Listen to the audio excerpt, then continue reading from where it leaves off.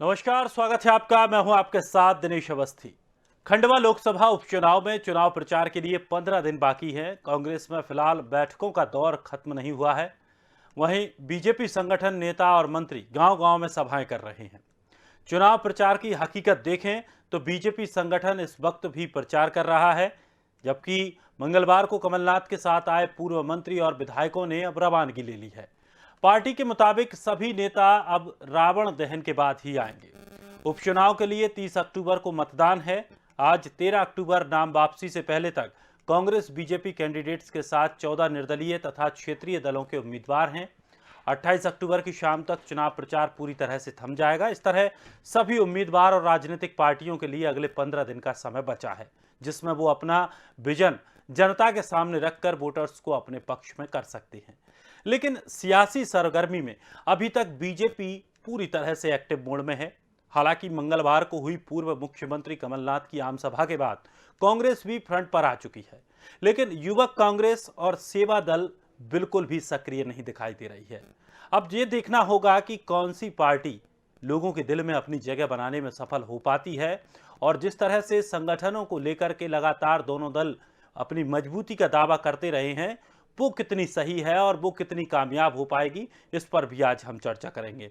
हमारे साथ मेहमान जुड़ रहे हैं गुलरेज शेख, राष्ट्रीय आईटी सेल प्रभारी अल्पसंख्यक मोर्चा बीजेपी से, और राम पांडे, प्रवक्ता कांग्रेस से। दोनों मेहमानों का बहुत बहुत स्वागत है हमारे कार्यक्रम में। सबसे पहले मेरा सवाल पांडे जी आप ही से है। संगठन की मजबूती को लेकर के तमाम बातें दावे कही जा रही हैं, लेकिन जिस तरह से हुँ, चुनाव में बीजेपी को लेकर के अगर बात करें तो बीजेपी संगठन हुँ, पूरी तरह हुँ, से गांव-गांव, गली-गली, सेक्टर-सेक्टर और हुँ, जितने भी उनके प्रभारी हैं, बूथ हुँ, लेवल से लेके ऊपर तक, सभी लोग हुँ, लगातार प्रयास कर रहे हैं, मेहनत में जुटे हैं। कांग्रेस की तरफ से सेवा दल और युवक कांग्रेस कम हुँ, सक्रिय नजर आ रहा है, और ये हुँ। शायद एक बड़ा नुकसान कांग्रेस को हो सकता है। जी, जी। तो वो गली, मोहल्ले, गाँव और इनके नाम भी बता दो कौन-कौन घूम रहे हैं? और कांग्रेस के जो लोग नहीं दिखाई दे रहे हैं उनके भी है।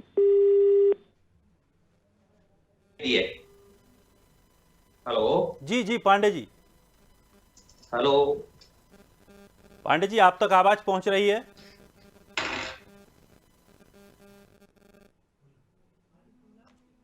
चलिए पुनः जुड़ने की कोशिश करेंगे हम। फिर से जुड़ने की कोशिश करेंगे। हमारे साथ गुलरेज शेख भी बने हुए हैं। गुलरेज जी, बीजेपी को लेकर बात करें तो फ्रंट फुट पर बीजेपी अभी फिलहाल दिखाई दे रही। जिस तरह से तैयारियां चल रही हैं, खास करके संगठन के सामंजस्य को लेकर के बात करें, लगातार बैठकें की जा रही हैं। क्या लगता है कितना महत्वपूर्ण ये चुनाव है और किस तरह का बीजेपी प्रदर्शन करने जा रही है? जी, चाहे चुनाव हो, चाहे संगठनात्मक नियुक्तियां हो, चाहे संगठनात्मक कार्यकर्ताएं हो, कार्यक्रम हो, भारत की जनता पार्टी हमेशा और हमेशा आपको फ्रंट फुट पर ही दिखेगी। उसके पीछे कारण है क्योंकि राजनीति को हमारे लिए एक मिशन है, कोई कमीशन नहीं है।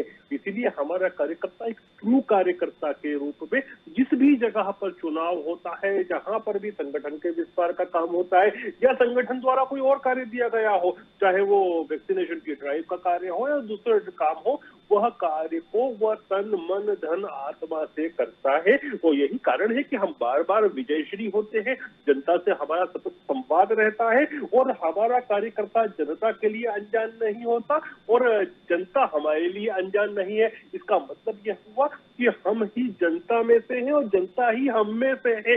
इसी को कहते हैं एकात्म होना, और एकात्मता जब आती है तभी सरकारें जो है वो सरोकार कर पाती है। इसलिए बीजेपी की सरकारें सरोकार करती है और इसीलिए बार बार रिपीट होती है। जहां तक कांग्रेस की बात है, अब इस पर तो राम पांडे जी को कहना चाहिए, लेकिन वो दूर नहीं कि अभी वापस से ईवीएम के ऊपर ठीकरा फोड़ा जाएगा।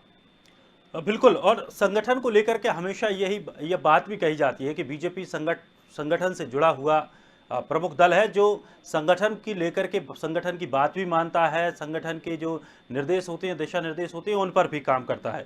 लेकिन इस बार जिस तरह से लगातार जो प्रयास बीजेपी की तरफ से किए जा रहे थे, पूर्व मुख्यमंत्री कमलनाथ भी पहुंचे हैं। कमलनाथ ने एक बड़ा जनसमूह लेकर के वो वहां पहुंचे। उनके साथ ऐसा बताया जा रहा था कि जो नेता कांग्रेस से छिटक रहे हैं, वो नेता भी वहां पर पहुंचे, और उसको देख कर के कांग्रेस को ये लगने लगा है कि अब कांग्रेस यहां बेहतर प्रदर्शन कर सकती है।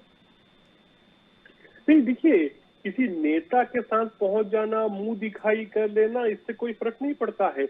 यदि आपको जनता के साथ जुड़ना है, और मैंने उस शब्द का उपयोग किया था, एक आत्म होना है जनता और आपके संगठन के बीच में और सरकार के बीच में, तो आपको सतत रूप से रहना होगा।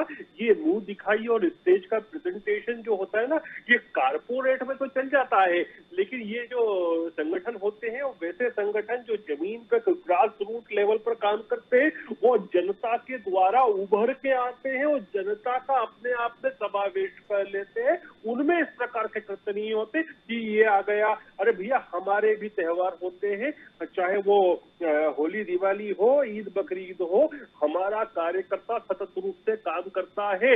वह एक ऐसा कार्यकर्ता होता है, उसको जो इंस्ट्रक्शन संगठन दे देती है उस पर वो 100% काम करता है, और यही जो कार्यकर्ता का मनोभाव है वही पार्टी को आगे ले जा रहा है। चलिए पांडे जी, आप तक आवाज पहुंच रही है? जी आ रही है। चलिए अब आप अपना जवाब दे दीजिए, अब कुछ कहना चाह रहे थे आप।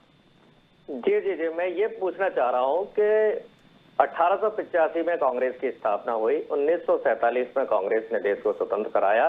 कांग्रेस कब दिखाई दी? क्या 1947 में कांग्रेस दिखाई देती थी विपक्ष को? क्या नेहरू जी दिखाई देते थे? इंदिरा जी दिखाई देती थी? राजीव जी दिखाई देते थे? नरसिम्हा राव दिखाई देते थे? मनमोहन सिंह दिखाई देते थे? अभी दमोह उपचुनाव हुआ था जहां कांग्रेस जीती थी, उसमें हम दिखाई दिए क्या? 2018 में कमलनाथ जी ने मध्य प्रदेश सरकार में बनाई, तब दिखाई दिए क्या? छत्तीसगढ़ में भूपेश जी ने सरकार बनाई, राजस्थान में गहलोत जी ने, हम दिखाई देते कहाँ हैं भाई? दिखाई तो भारतीय जनता पार्टी देती है, गली गली में जाती है हर जगह। इनको तो अभी खंडवा ही दिखाई नहीं दे रहा, खंडवा की जनता नहीं दिखाई दे रही है जो महंगाई से मर रही है। पेट्रोल 113 हो गया है, वो इनको दिखाई नहीं दे रहा है। 100 रुपए का डीजल हो गया है, वो इनको दिखाई नहीं दे रहा है। किसान त्रस्त हैं, कोयला मिल नहीं रहा है, बिजली मिल नहीं रही है, कुछ भी तो दिखाई नहीं दे रहा है। गैस सिलेंडर 1000 का हो गया है, माता बहनें परेशान है, नहीं दिखाई दे रहा है इनको। बेरोजगारी से युवा पर डे मध्य प्रदेश में 100 युवा पर डे आत्महत्या कर रहे हैं, प्रतिदिन 100 युवा मध्य प्रदेश में बेरोजगारी और आर्थिक तंगी के कारण, वो दिखाई नहीं दे रहे। तो दिख क्या रहा है? कांग्रेस कहां से दिखाई देगी? कल कमलनाथ जी थे, वो दिखाई नहीं दिए। अरुण यादव जी थे, वो दिखाई नहीं दिए। शेरा जी थे, वो दिखाई नहीं दिए। जीतू पटवारी जी दिखाई नहीं दिए। अब इनको तो कोई दिखता ही नहीं है। इन्हें धीरे धीरे भगवान राम, कृष्ण, मोदी जी कोई नहीं दिखाई देगा। आडवाणी जी भी इनको कहाँ दिखाई देते हैं? कहीं दिखते हैं आडवाणी जी? तो ये केवल हमारे कमलनाथ जी बोलते हैं ना, इनके नाक, कान, आंख सब बंद हो चुके हैं, केवल इनका मुंह चलता है। तो इनसे मुंह जितना चाहे चलवा लो, पर कुछ नहीं सकते। ये बता नहीं सकते कि कौन से कार्यकर्ता इनके गांव में जा रहे हैं, ये बता नहीं सकते कौन सी गली में जा गए। बस मुंह चलाना है, बोलना है। भाई कैसे चले जाओगे? आपको कैसे कोई घर में घुसने देगा? भगा नहीं देगा? क्या कहेगा कि भाई 5 बार से आपका सांसद था, क्या किया? ठीक है, कैसे महंगाई बढ़ रही है, कैसे बेरोजगारी बढ़ रही है। वहां पावर प्लांट है खंडवा में, वो कैसे बंद पड़ा हुआ है? भाई सारे काम कांग्रेस ने किए। रेल कनेक्टिविटी हो, रोड कनेक्टिविटी हो, नेपा नगर मिल हो, कौन सा काम है जो वहां कांग्रेस द्वारा नहीं किया गया है? आप बताइए ना, इतने साल से आपके सांसद थे। तो बोलना अलग बात है, करना अलग बात है। इन्हें कभी कुछ नहीं दिखाई देगा। या तो ये अहंकार और घमंड में अंधे हो चुके हैं, या फिर जो अंधभक्त बन गए, इसके कारण इनका दिमाग जाम हो चुका है। कुछ नहीं दिखाई देगा। भाई आप मुद्दों की बात करो। भाई किसी की शक्ल देख के जनता वोट डालेगी क्या? जनता को पता है कि बिजली पर डालना है कि गैस पर डालना है, या आपने जो वादे किए थे कि 30 रुपए का पेट्रोल देंगे, 2 करोड़ रोजगार देंगे, 15-15 लाख खाते में आएंगे।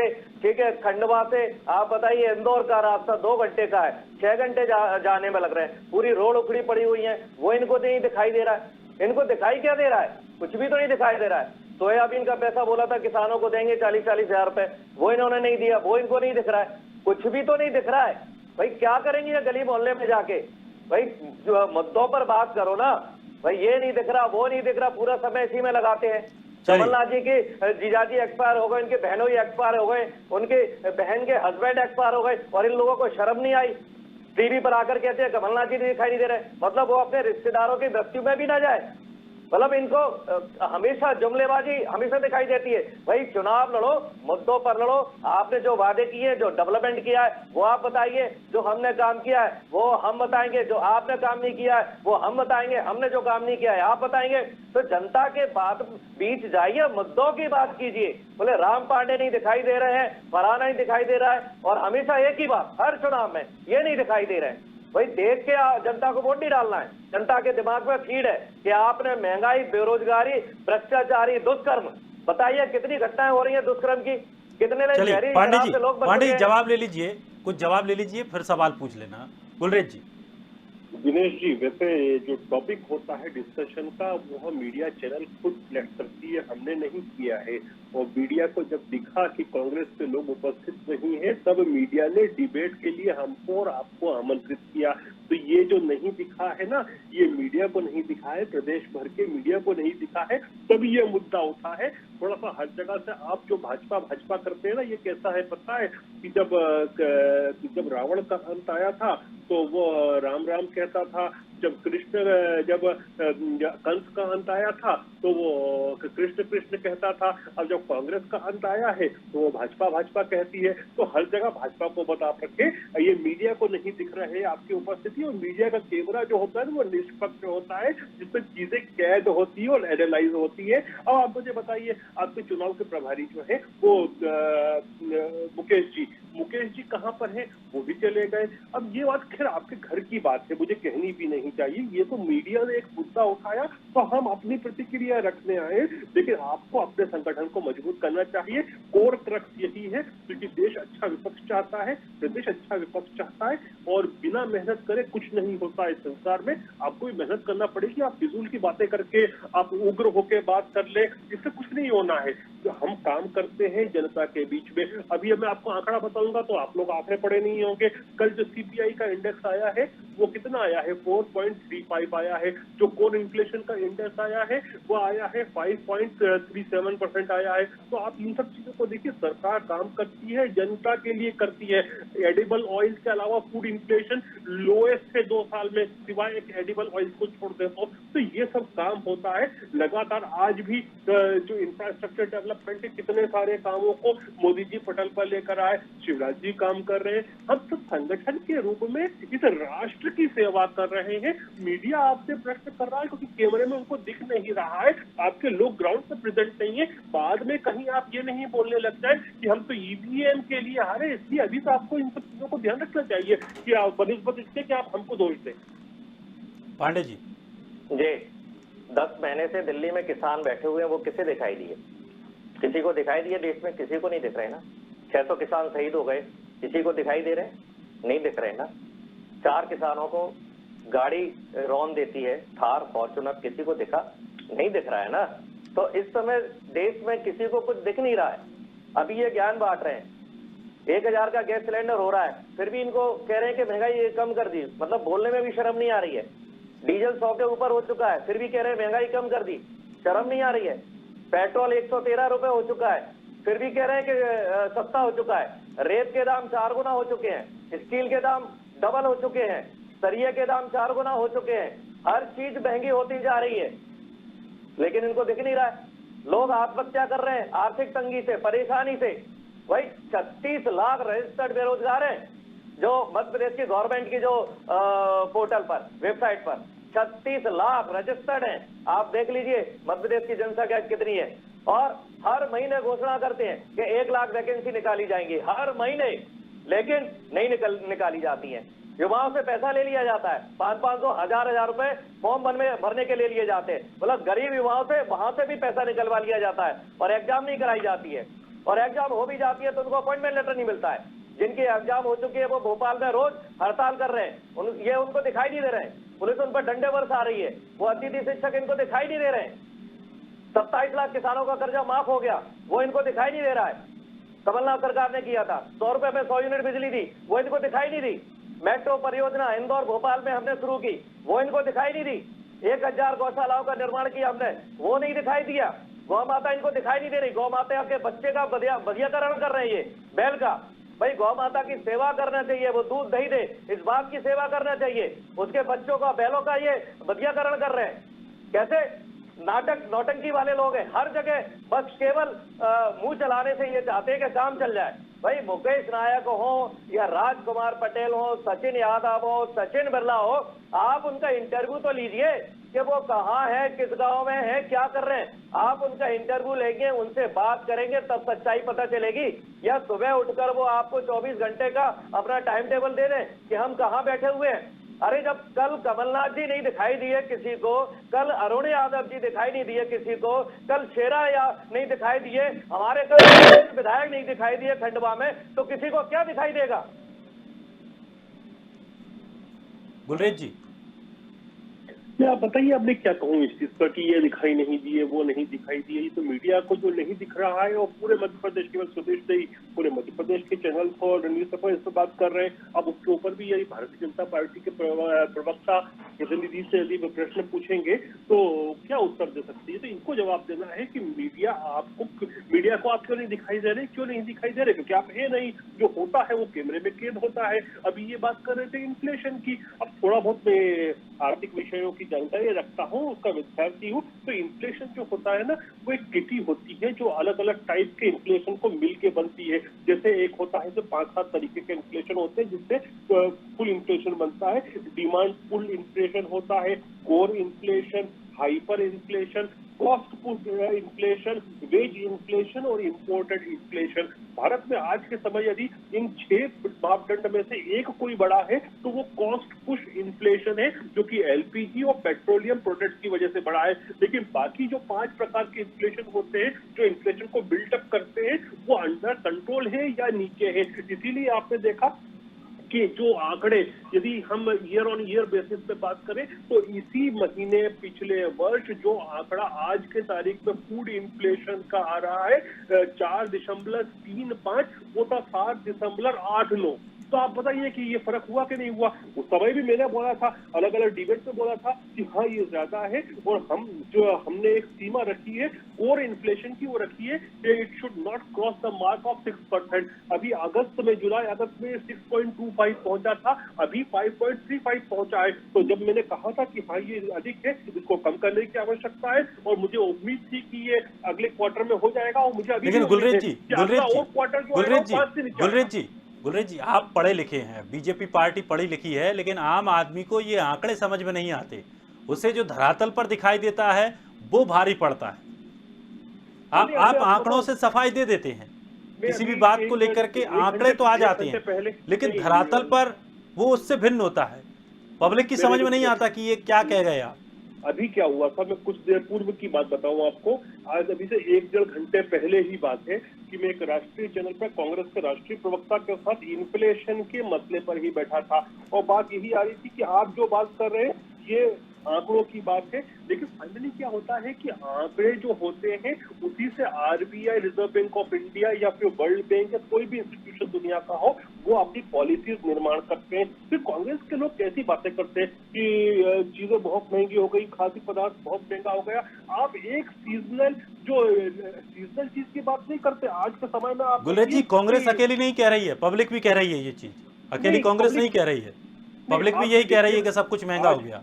नहीं, आप सब्जियों में यदि जो सीजनल वेजिटेबल है, चाहे वह गोभी हो, चाहे वह भिंडी हो, उसकी कीमत कहाँ कितनी कम है। केवल जो सीजनल नहीं होती है, वो किसान उसको उगाता इसीलिए है कि आउट ऑफ सीजन भी मिले, तो उसको उसका दाम मिलना चाहिए, नहीं मिलना चाहिए। किसान ऐसी वेजिटेबल्स को उत्पादन करके जो सीजन में नहीं होती है, अपनी जेब में 4 पैसे डालता है, तो क्या गलत है उसमें। लेकिन जो सीजनल वेजिटेबल है उसकी प्राइस अंडर कंट्रोल है। अंडों की प्राइस जो है वो कुछ परसेंट गिरी है। मांस की और फिशरीज की अगर प्राइसेस की बात करें तो पिछले 3 महीने से स्टेबल चल रही है। यदि फूड इन्फ्लेशन की बात करें, फ्रूट जो है वो स्टेबल चल रहा है, वेजिटेबल्स का दाम गिरा है। इसीलिए जो फूड इन्फ्लेशन है वो एकदम से ड्रॉप हुआ है, उसकी वजह से कोर इन्फ्लेशन भी ड्रॉप हुआ है। और यदि आप देखिए कि इंडस्ट्रियल प्रोडक्ट मैन्युफैक्चरिंग इंडेक्स है वो प्री कोविड लेवल पर आ गया है। तो ये सब नहीं।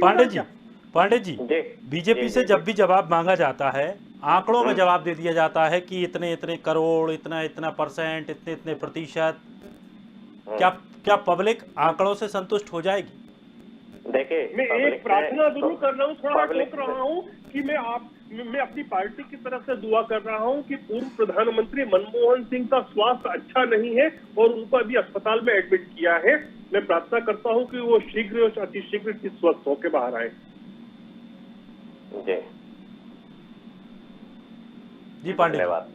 जी जी जी जी देखिए, कांग्रेस सरकार में इसी देश की जनता ने 60-65 रुपए में पेट्रोल खरीदा है और इसी देश की जनता अब 113 रुपए में खरीद रही है, लगभग डबल हो चुका है। तो ये आंकड़ा तो डेली जनता देख रही है ना। डीजल 50-55 था, आज 100 से ऊपर है, ये डेली जनता आंकड़ा देख रही है। 300-350 गैस सिलेंडर था, 3 गुना बढ़कर 1000 हो गया है, ये डेली जनता आंकड़ा देख रही है। और डीजल और पेट्रोल दो ऐसी चीजें, जितना इसका प्राइस बढ़ेगा उतना हर चीज का प्राइस बढ़ेगा। उसका कारण है कि इन दोनों के माध्यम से ट्रांसपोर्टेशन होता है या इलेक्ट्रिसिटी के माध्यम से ट्रांसपोर्टेशन होता है। जो हमारी ट्रेनें चलती हैं तो इलेक्ट्रिसिटी के दाम भी डबल हो चुके हैं। तो आंकड़ा तो सीधा सीधा सा तो सामने है ना। और जिन चीजों की ये बात कर रहे हैं, आप मार्केट में जाइए, आपको हर चीज बढ़ी हुई मिलेगी। अब बताइए, 3 रुपए का प्लेटफॉर्म 50 रुपए का मिल रहा है, कितना बढ़ गया।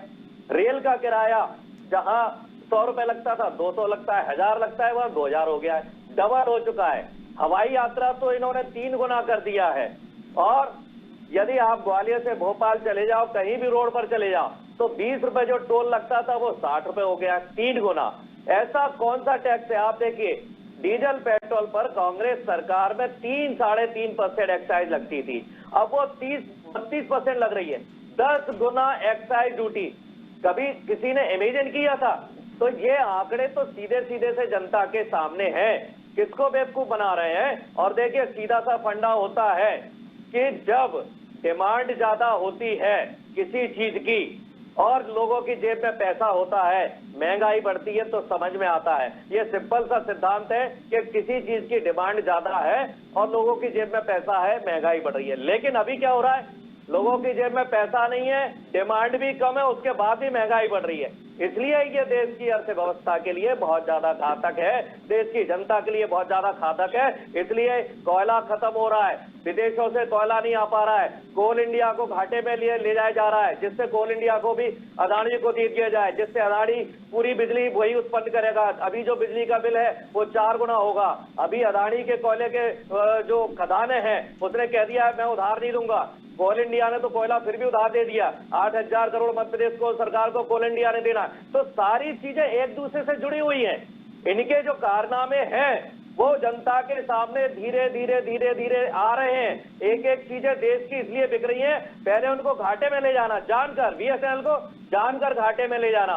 पहले कहा था 2014 में कि बीएसएनएल को दुनिया के नंबर 1 पर पहुंचा दूंगा, एयर इंडिया को दुनिया में नंबर 1 पर पहुंचा दूंगा। दोनों आपके सामने बेच चुके हैं। कई कोयला खदानें अदानी को दे चुकी है। आने वाले समय में कोल इंडिया, जिसकी स्थापना कांग्रेस ने दी थी, वो भी अदानी पर जाएगा। एनटीपीसी, जिसके माध्यम से पूरे हिंदुस्तान में बिजली उत्पन्न हो रही है, कोयले के जितने भी प्लांट है ज्यादातर एनटीपीसी के हैं, वो एनटीपीसी भी अदानी को देने की बात चल रही है। जब एक ही उद्योगपति सारे काम संभालेगा, और आप देख रहे हैं कोरोना काल में पूरे देश को नुकसान हुआ है, 50 लाख व्यापारियों को नुकसान हुआ है, लेकिन अदानी की आमदनी 1000 करोड़ रुपए प्रतिदिन बढ़ी है। मतलब 50 लाख व्यापारियों का जितना घाटा हुआ है, अदानी अकेले को उतना फायदा हो रहा है। तो देश कहां जाएगा? एक तरफ केवल एक आदमी या कुछ आदमी टॉप पर, बाकी सब गरीब होते जा रहे हैं। तो ये अनबैलेंसिंग कहां ले जाएगी? इसी के कारण तो आत्महत्याएं, हत्याएं। अब बताइए, आज ही के अखबार उठा लिए, मैंने आज दैनिक भास्कर पढ़ा, उसमें मध्य प्रदेश में 10% की रफ्तार से अपराध बढ़ रहे हैं। चाहे महिला दुष्कर्म हो, महिला छेड़खानी हो, हत्या हो, आत्महत्या हो, चोरी हो, डकैती हो, जितने अपराध हैं 10% की तेजी से बढ़ रहे हैं। इसीलिए 3000 किलो अदानी के एयरपोर्ट पर ड्रग्स आता है, जो देश में सप्लाई होता है। पांडे जी, आपने कहा शुरुआत में ही कि भीड़ दिखाने की जरूरत क्या है। अगर ये मुद्दे हैं, ये मुद्दे जनता तक पहुंचना है, तो उसके लिए भीड़ की जरूरत चाहिए, कार्यकर्ता चाहिए। इसीलिए ये कहा जा रहा है, इसीलिए मंथन किया जा रहा है कि कांग्रेस के जो युवा कांग्रेस और सेवा दल है, वो कहीं ना कहीं इस पूरे चुनाव में लेकर पूरी तरह से सक्रिय दिखाई नहीं दे पा रही है। जी, वो नहीं दिखाई देंगे ना। वो मुझे दिखाई देते हैं, कमलनाथ जी को दिखाई देते हैं, कांग्रेस को दिखाई देते हैं, गली गली, मोहल्ले मोहल्ले, गांव में हमारे कार्यकर्ता है, हमें दिखाई देते हैं, जनता को दिखाई देते हैं। जिनको नहीं देखना है वो नहीं देख पा रहे हैं। उनकी आंखों पर पट्टी बंधी हुई है। जनता को दिख रहे हैं, कांग्रेस को दिख रहे हैं, गली गली में दिख रहे हैं। सेवा दल दिख रही है, एनएसयूआई दिख रही है, यूथ कांग्रेस दिख रही है, कांग्रेस दिख रही है, किसान कांग्रेस दिख रही है। सब अपना अपना फर्ज निभा रहे हैं, चलिए, सब अपना अपना चलिए, काम कर रहे हैं। गुलरेज जी, एक कमेंट आपका। अपना काम कर रहे हैं, सब अपना काम कर रहे हैं। गुलरेज जी, एक कमेंट आपका। देखिए, कांग्रेस के प्रवक्ताओं की आजकल आदत पड़ गई है कि चिल्ला चोट करके थोड़ा गुस्सा दिखाकर टाइम पास करने की। ये लोग कह रहे हैं कि इनको सेवादल दिख रहा है, सब कुछ दिख रहा है। मैं सोचता हूँ मीडिया को क्यों नहीं दिख रहा? चलो बीजेपी को नहीं दिख रहा, मानते हैं, लेकिन आप लोगों को क्यों नहीं दिख रहा? हर चीज के ऊपर बीजेपी को दोषी ठहराना सही नहीं होता। अपने आप को ठीक करो। और आपने देखा कि हम जिस मौजू पर बैठे थे, जिस मुद्दे पर बैठे थे, तो राम पारनी जी ने कोई बात उस पर नहीं की, उससे बिल्कुल डॉज करके निकल गए। वो सारे दूसरे मुद्दों पे बात की, अर्थव्यवस्था से लेकर हर चीज पर करते हैं ये, लेकिन अपने मुद्दों पे नहीं करते जो इनके ऊपर होते हैं। अब ये पूछ रहे थे कि इनकी जब सरकारें थी तब हम भी चिल्लाते थे इन्फ्लेशन के ऊपर। थोड़ा सा आप अभी इन्फ्लेशन के बारे में बात कर ले, क्योंकि इन्फ्लेशन पर गहन अध्ययन करता हूँ। वर्ष 2009 में इन्फ्लेशन की दर जो थी, और मैं ये बात कर रहा हूँ कोर इन्फ्लेशन की, जिसकी कल का आंकड़ा आया है कि हिंदुस्तान में 5.67 के आसपास चल रहा है, 6.7 या 6.8 के आसपास है। तो ये 2009 में था 10.88, 2011 में था 11.99, 2013 में था 10.91। इसीलिए हम प्रोटेस्ट करते थे, चाहे डीजल के नाम पर करते थे, चाहे एलपीजी के नाम पर करते थे, सब नाम पे करते थे। लेकिन जब अब 5.7 के आसपास चल रहा है, 7-8 के आसपास चल रहा है, तो फिर क्यों जनता उग्र होगी? जनता उग्र नहीं है, जनता हमारी मुखालिफ नहीं है, जनता हमारे साथ खड़ी है। चलिए गुलरेज जी, वो चुनावों में पता चलेगा, चुनावों में पता चलेगा। उत्तर प्रदेश का एक बड़ा चुनाव है, वहां पर भी पता चलेगा ये चीजें हैं कि नहीं, लोगों को कितना फर्क पड़ा है। थोड़ा दिनेश जी, एक बात याद रखिए कि कोई भी प्रोटेस्ट जब ही सक्सेसफुल हो सकता है जब आवाम का समर्थन उसके साथ हो। ये इन्होंने कई प्रोटेस्ट करने की कोशिश की है, लेकिन बेरंगे जाते हैं क्योंकि आवाम साथ नहीं है ना। आवाम का मन तो हमारे साथ है। चलिए, बहुत बहुत शुक्रिया गुलरेज जी, राम पांडे जी, हमारे साथ जुड़ने के लिए और अपनी बातें रखने के लिए। लेकिन मध्य प्रदेश में उपचुनाव में खंडवा का दंगल देखने को मिल रहा है, जहां दोनों दल पुरजोर कोशिश कर रहे हैं। अब देखना यह होगा कि बाजी कौन मार पाता है। फिलहाल इस खास कार्यक्रम में इतना ही। ताजा तरीन खबरों के लिए आप बने रहिए स्वदेश के साथ।